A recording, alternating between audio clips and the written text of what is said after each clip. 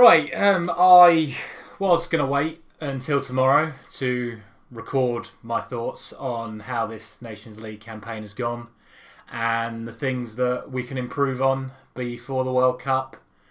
But that was all before tonight's game. I was going to talk about things like, Trent, how we could get more out of him and what we could do with the attacking midfielders, maybe like not play Mason Mount and get more out of Foden and Saka and players like this, get more. But overall, all of the problems that we have right now are because the whole England coaching setup right now just flat out isn't good enough. It's just not good enough.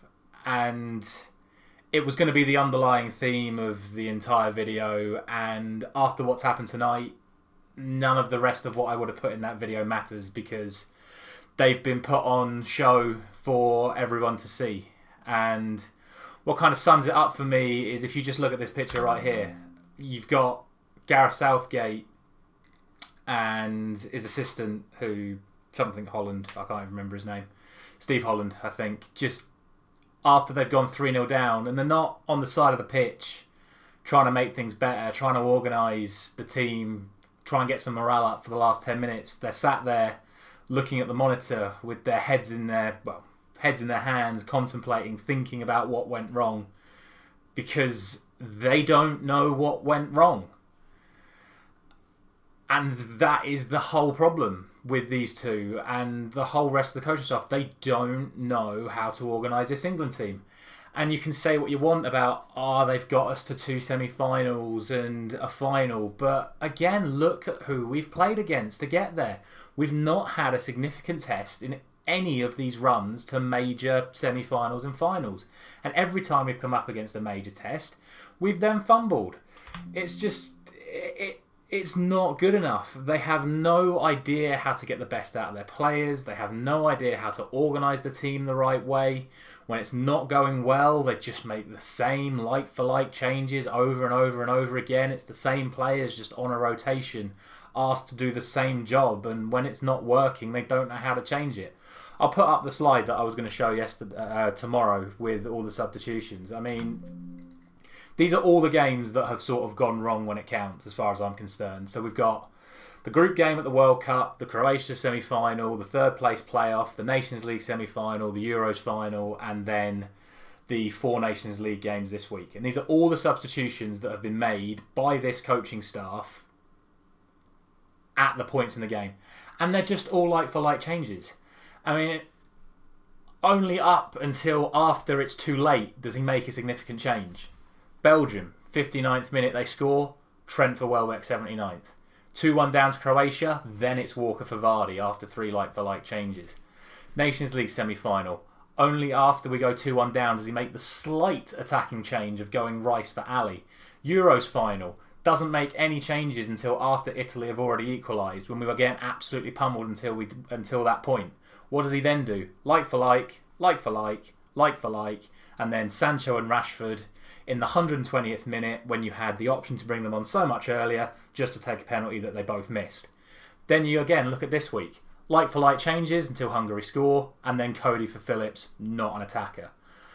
No changes, even though Germany was significantly the better team. Germany go 1-0 up, 2 like-for-like changes, we get a scrappy penalty and get the result as a 1-1 draw. Italy, 4 like-for-like changes.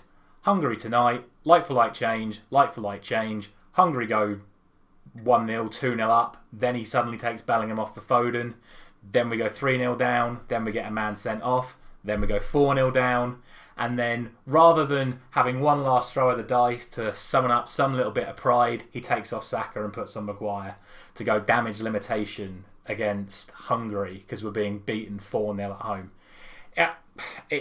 It's just not good enough, and I'm sorry to say it, but these two, they've just got to go. If he's got any balls about him, he'd resign tonight. He'd say, look, it's not working out for me right now. I've had a good run, but clearly I'm not the right person to take this team into the World Cup. We've had a go at these fixtures to the best of our ability, and it's not worked out. We are literally 2 games away from the World Cup. And if we go into it like this, we shouldn't be worrying about how far into the tournament we're going to be getting. We should be worrying about how we're going to beat USA and how we're going to beat Wales.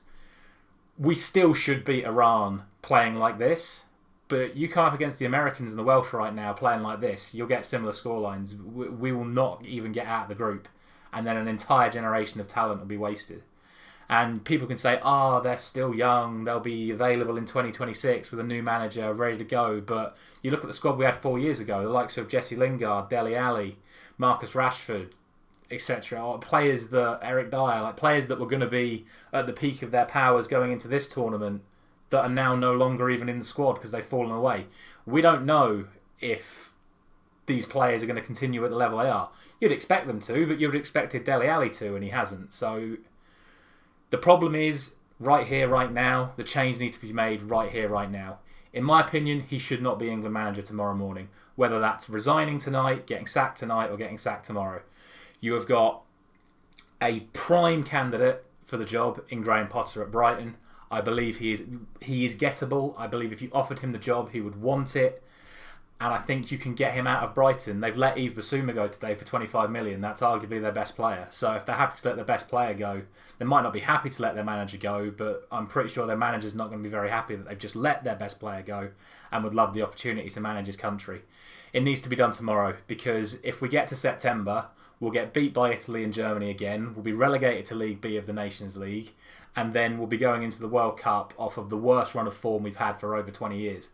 And that'll be that. Generation wasted.